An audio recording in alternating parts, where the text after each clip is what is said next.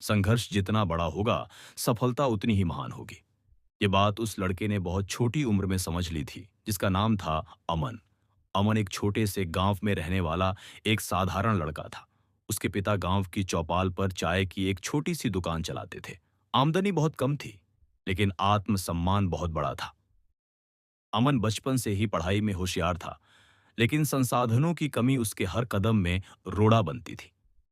अमन का सपना था कि वह एक दिन बड़ा अफसर बने, ताकि उसके माता पिता को वह हर सुख दे सके जो उन्होंने कभी सिर्फ सपनों में देखा था। लेकिन जब घर की स्थिति ऐसी हो कि दो वक्त की रोटी मुश्किल से मिलती हो, तब किताबें और कोचिंग एक सपने जैसे लगती हैं। सुबह 4 बजे उठकर अमन अपने पिता की चाय की दुकान पर मदद करता।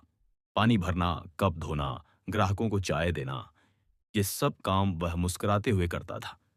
सुबह 8 बजे के बाद वह स्कूल चला जाता और दोपहर को वापस आकर फिर दुकान संभालता।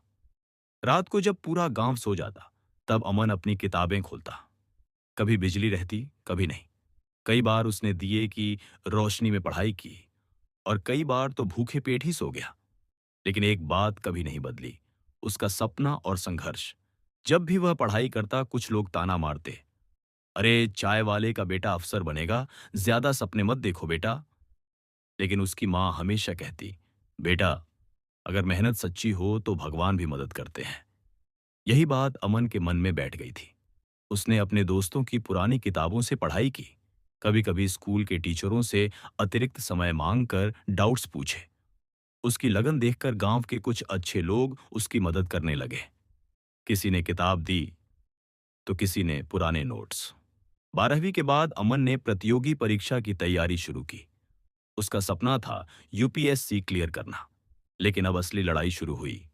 बड़े शहरों में कोचिंग, रहने का खर्च, किताबें और समय की कमी। उसने फैसला किया कि वह गांव में रहकर ही सेल्फ स्टडी करेगा। चाय की दुकान पर अब वह दिन में 6 घंटे काम करता, बाकी समय पढ़ाई। मोबाइल नहीं था, इंटरनेट नहीं था, बस किताबें थीं और एक जुनून। पहली बार उसने परीक्षा दी, असफल हो गया। दूसरी बार, फिर असफल। गांव के लोग हंसने लगे।